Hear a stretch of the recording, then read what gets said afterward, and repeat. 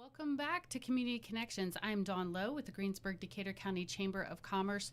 So glad to be back in the studio. We were actually here a couple of weeks ago, but then the power went out. So we have rescheduled that guest for another couple of weeks moving forward. And again, just excited to be here with you all to talk about all the upcoming events. We do have a special guest in studio with us again, so hang tight for that. I don't know what is going on right now, but it is like the season of ribbon cuttings for us, which is fantastic. People always ask me, when is your busy season? When is your lighter season at the chamber? And I don't have a great answer for that because it changes year to year. But right now, I can definitely tell you we are in ribbon cutting season. We've already had several in 2026, and I've got about 8 or 9 more scheduled and on the books. So stick with me here and go ahead and get those calendars out. Wednesday, March the 25th, that's next Wednesday, we're going to be with CRF Roofing and Restoration at noon, and that is located at 777 West Main Street. CRF Roofing and Restoration, that's Cortland and Shayla Robertson, are going to be cutting a red ribbon at 777 West Main Street for their new location next Wednesday, March the 25th at noon. Again, that week on Friday, March the 27th, we're going to welcome Koi Oasis Pools. It is, guys, I promise spring is coming. We are kind of feeling like it's still winter out there, but summer will be here before you know it, and it's time to start thinking about getting those pools ready. So Koi Oasis Pools, located at 133 West Main Street, is going to cut a ribbon at noon on Friday, March the 27th. Come out and take a peek. There is a lot going on there, and it is really, really awesome. So we're going to look at all the different things that they have to offer in the store, as well as services that they can provide for those pools. Then on Thursday, April the 2nd, we're going to celebrate with Hometown Tanning, LLC, at 11 o'clock a.m., located in the Greensburg Common Shopping Center. That is over in the Walmart District. Thursday, April the 2nd at 11 a.m., we're going to welcome Hometown Tanning.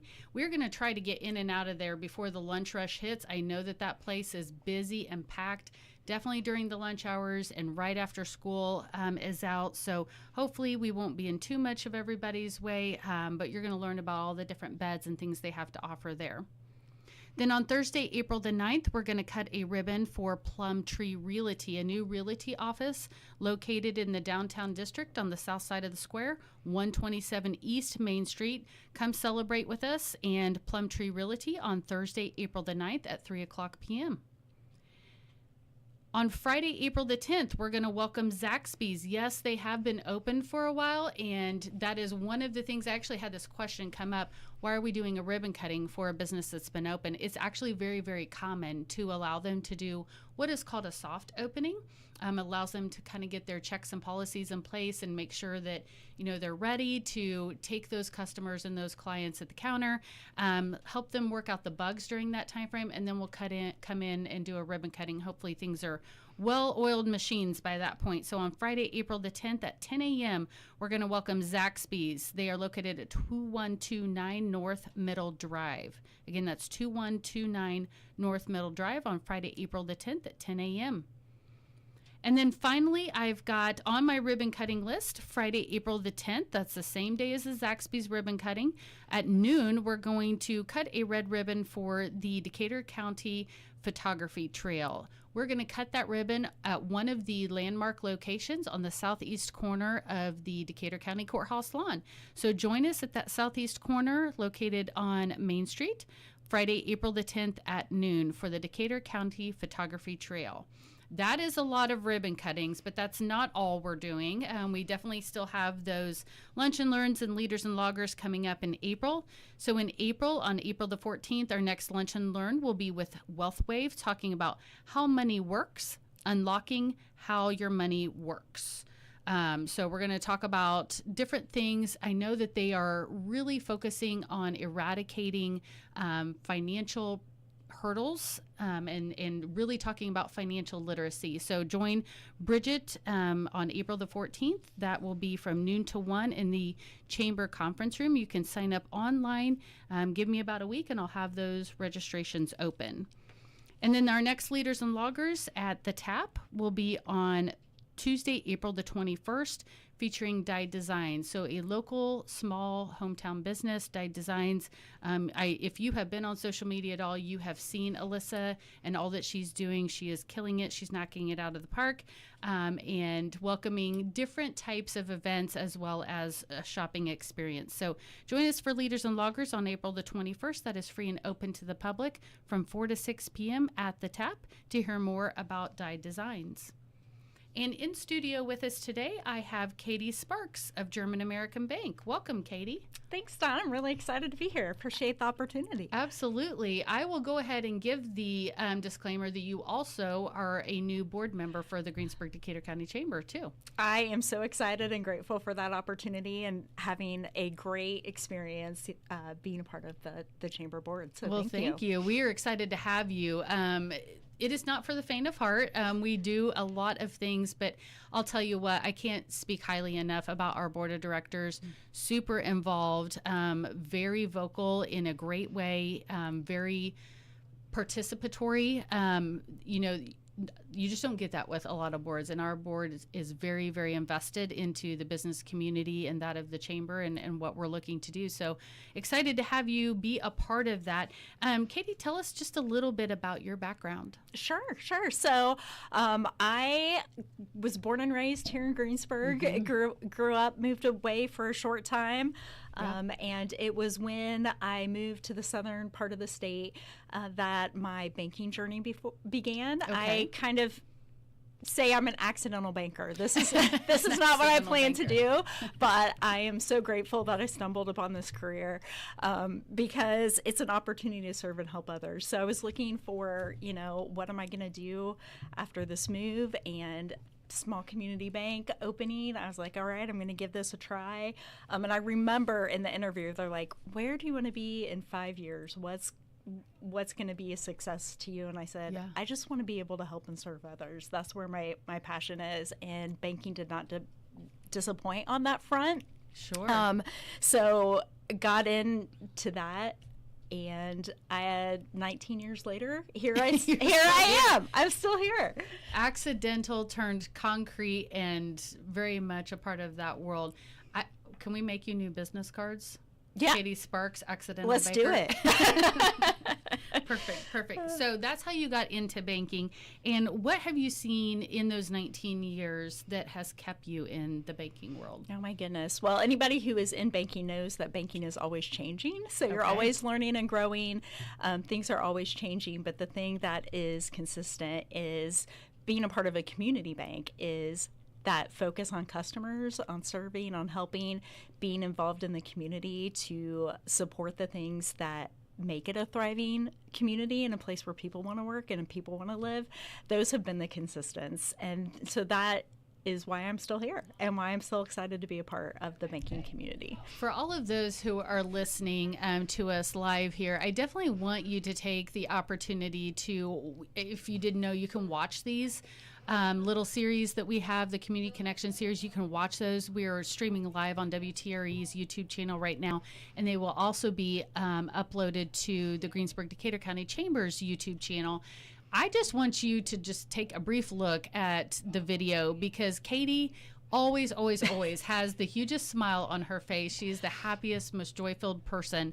And I just love it. I was talking to her before we started the program, and I said every single ribbon cutting that she has attended so far, it is not by accident. You just consistently have the biggest smile on your face, and it calms people, it puts people at ease, and it just has that welcoming sense to it that you're like, okay, everything is going to be okay in this world today. And then for these next 10 or 15 minutes that we're together, it's just going to be happy and joyous. So I just want you listeners to take a peek at those videos.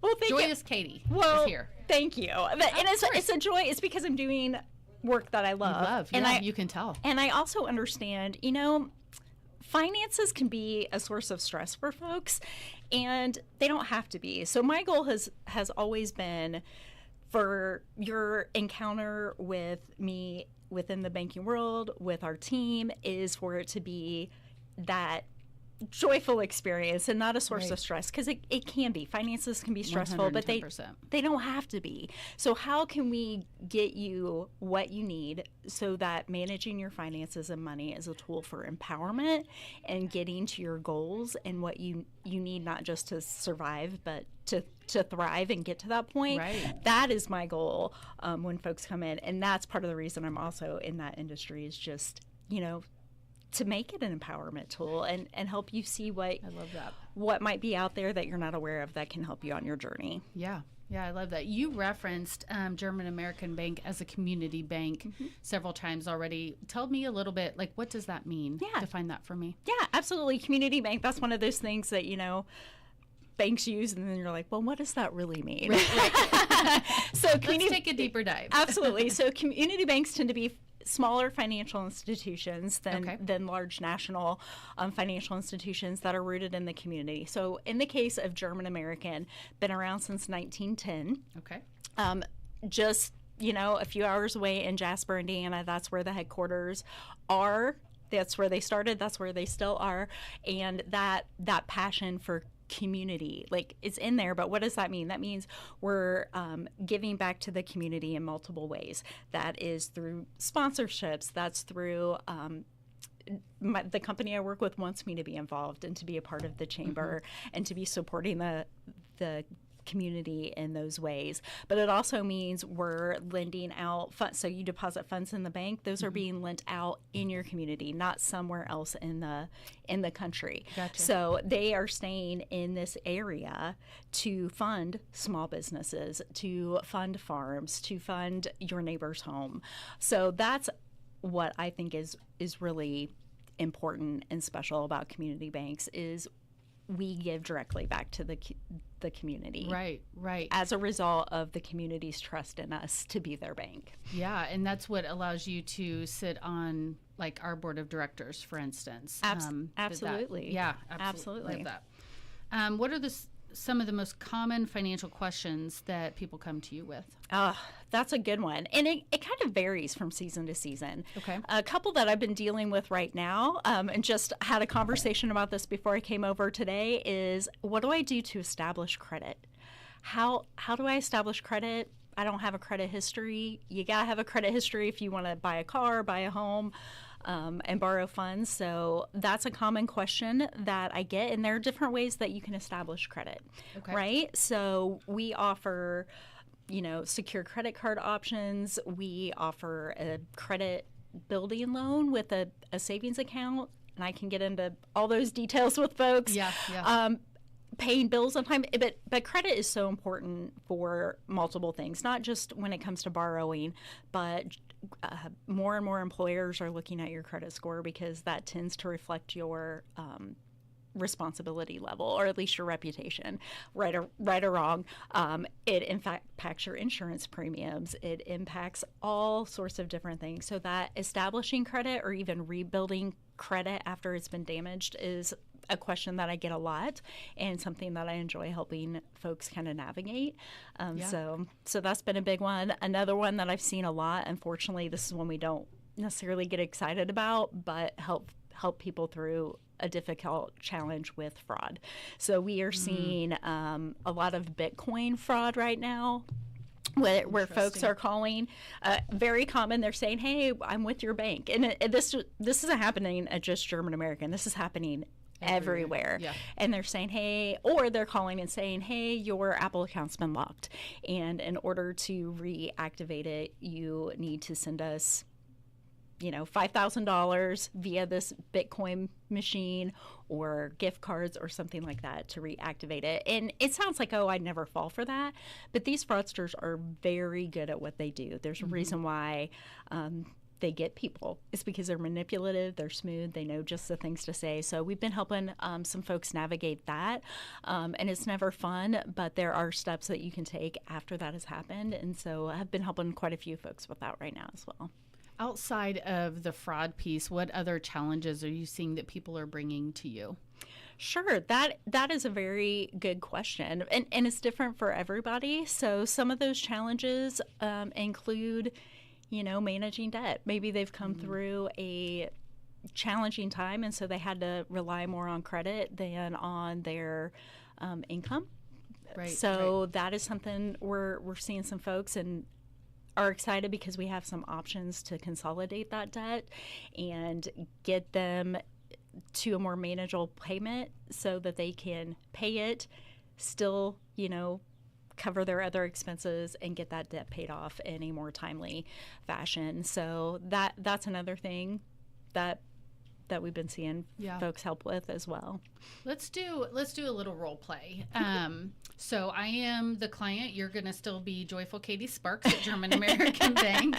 I am going to come into you and I'm going to say, Katie, I am extremely overwhelmed. Mm-hmm. There's a lot going on in my life. You have no idea. I am in a really bad spot financially. Give me 1 or 2 steps that I can do today as a takeaway. Mm-hmm.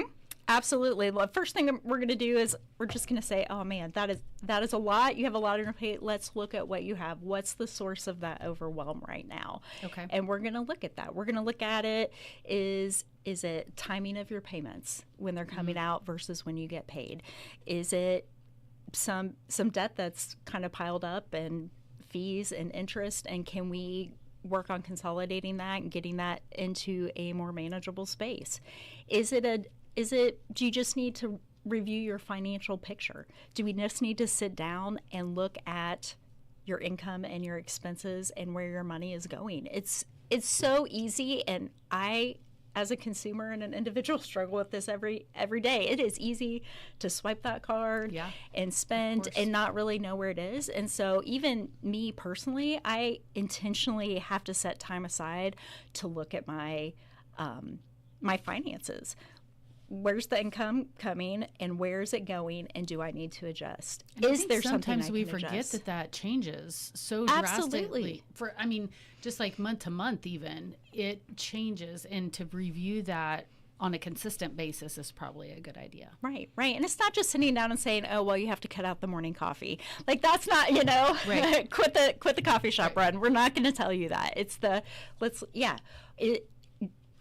property tax season is going to be coming up soon. So how are you preparing for that? Right. And what can we do now and take those steps now to avoid that overwhelm when that big payment comes? Right. Oh gosh, this is a lot. This is a lot. And I'm so glad that we have people like you who absolutely enjoy and have a passion for what you do, because it's not everybody's jam. It's not everybody's thing. Sure. So to be able to see and to talk across the counter from somebody or across the desk from somebody who just gets it and is willing to lean into the hard of that is just very, it's just very consoling, I think, for that person across the desk from you. So appreciate all that you're doing with that. Well, that's the hope. Again, let's take the steps we need to make money that resource instead of that source of stress. Yeah. Let's switch gears a little bit. Okay. So a little bit of role play. I am a client. I'm coming in and I'm thinking about maybe, if you tell me I can do it, purchasing a home. Okay. What do I need to think about or know? Yeah. The things that are really helpful is to just ask, what does that process look like? So number one, just having a banker ahead of time who you can trust and that you can have the conversations with before you go out and start looking for that house, right, is really good. So you're going to find out, hey, am I going to need to have a down payment? And if so, how much is that going to be? Okay. And am I actively saving for that, or do I have a way to obtain those funds? What are the qualifications? Every financial institution is a little bit different when it comes to mortgages and what the requirements may be, but in general, there are things we're going to be looking at. Have you established your credit, right? So if you haven't done that yet, that's something you're going to need to start, because typically, there are things that we're looking at to show that you are a credible, trustworthy borrower and that you have the ability to repay. And then it's just really important with lending on mortgages, it's your home that you're pledging as collateral. So what you live in. So there are a lot of extra steps that are required to take, and they're rightly so, to remain compliant with the regulations. Those are in place for your safety, but it means we're going to be required to have insurance, and there's going to be title pools, and there are expenses involved in that. And so understanding that up front, what kind of documentation is going to be required, what is the timeline, what information we as a bank are going to require. We're going to need proof of income. We're going to need your identifying information if we don't already have that. So it's really good. And this is something when I go to talk to schools, I always say, hey, who knows the name of their banker? I said, if you don't know the name of your banker, make friends with the banker, because having that relationship in place before you actually need it, and it just makes it a lot smoother transition into a phase of life that you may have not encountered before, something new, and that uncertainty that comes with that. Right. You mentioned the down payment piece. Is there a general rule of thumb for what percentage of the cost of the home that you're purchasing is the down payment? Well, that is a great question. And if our mortgage loan originator, Jordan, Zachary was here, I'd have him talk to you. But he would probably say, well, it depends. So Jordan works with a lot of different mortgage financing companies. Okay. So he, depending on your personal individual needs, he can look at different scenarios. Right. So there may be a mortgage loan where there is no cash required down, but then you're going to have to learn a little bit more maybe about private mortgage insurance. Again, this is where your banker comes in handy. It sounds like a lot.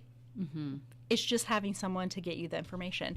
Other places, it might be 10% down. It may be 20% down for a home is pretty standard. But it depends. Right. That's probably not the answer you want to hear, but it depends. It gets us in a ballpark, right? And it gets people thinking about kind of where that number might land. But we know, and we know that every case is different. Every case is special. So, that gives people a good starting point. Yeah. And that's another, that goes back to the community banking piece, which is really fun. At a community bank, we're able to, yes, there are guidelines that we have to work within, but we're able to, look at your overall picture and tailor it to your needs, which is really nice to do, which if you're working with like a lending institution online might be a little bit more of a challenge. So you're telling these kiddos when you're visiting high schools that they need to maybe think about starting a relationship with a banker. At what age and how should they do that? I think high school is a fantastic age for teens to start a checking account. Now, I say younger. I say parents open saving account for your small kiddos, because just get them comfortable with the bank, and that it's not a scary place. It's an exciting place. Take them to put deposits in there from gifts and that sort of thing. But I think high school is a great age for a checking account, because then it gives them the opportunity to kind of learn how to manage a bank account before it's dire for their life, right? So you can learn how to use a checking account, how to verify your transactions and reconciliate them against your records, how to transfer funds if you need to. So I think high school, and a lot of high schoolers have jobs, so they're going to need some place to put those funds, and direct deposit is probably going to be the way they're going to receive those funds. So, and it gives them the opportunity to start building that relationship with folks that they trust and learn how to interact with bankers. So when they're searching out that relationship with a personal banker, are they going in and asking for someone specific, or do they need to go to the counter and just say, I'd like to talk to a banker and just see if that is a good fit? What does that Yeah, so that's a great question. I mean, definitely do your research and find out where you're most comfortable and what makes sense for your needs. So going in and starting at the counter is a great start. They may not be the one that opens the account for you, but they're going to learn what your needs are and see if we have services that are going to fit those needs. And then they might connect you with a personal banker at German American. That's Carrie Lammers. She is fantastic and so much fun to work with. Or somewhat like I can help with that as well. So, but the first step is, yes, to go in, introduce yourself, talk to someone, let them know what you need, and they'll get you connected with a person to help you take that next step and determine if opening that account and starting that relationship is the right move for them. Perfect. Last scenario that I'm going to give you. I am thinking about purchasing a home in the near future. We'll say 2 to 5 years out. And I know that I'm not in a good financial place today to probably do that. What conversation should I be having with you or with someone within your facility to get to where I need to go? What questions should I be asking? Sure. So the questions you should be asking is, hey, honestly, here's where I'm at now. You know, life happens sometimes, and it puts us in a rough spot. We're also human beings. Sometimes we make choices that negatively impact us. So being honest with that and asking, what steps do I need to take to ensure that I'm in a place where I can qualify for a home purchase? And how long do you envision that would take? And, you know, Jordan's going to let you know. I'm going to let you know. Here, based on your situation, here's what we specifically, steps that need to be taken to get you where you need to be. And I guess that could be for anything, not necessarily just a mortgage. It could be anything. It could be for anything, because maybe sometimes things happen and you may want to purchase a new vehicle and you don't qualify for quite what you're looking for because of, you know, things that have happened in the past. So we may look and say, hey, are there credit cards that maybe you need to pay the balance down so your debt to income ratio is a little bit better? And I'm talking like banker's language now. We promise we'll explain what that like all those things mean and in more details, but we'll see if there's some collection items that you need to pay off, or maybe you just haven't had a chance to, you don't have a lot of credit history. So is there something that we can do to get you a little bit more experience to show lenders, yes, I am a trustworthy borrower. Yeah. And final question, we are almost out of time, believe it or not. Can you believe how I'm always that did go really fast. It's over. What is the biggest mistake, or maybe even the biggest misconception that people might have when it comes to banking? Sure. I think the biggest misconception when it comes to banking, oh goodness, I think that it's not relational, that maybe, you know, it's just putting money in an account and it's just a number, and that there isn't really a care for the individual involved. So I think that's a misconception. Right. And I think just that it can be intimidating, and it doesn't have to be intimidating. Right.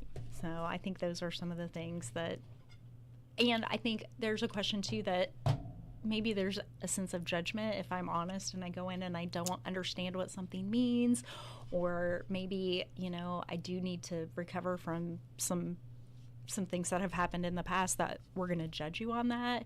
And that is not the case at all. We are here to help and help you meet your goals moving forward, not judge what's happened in the past.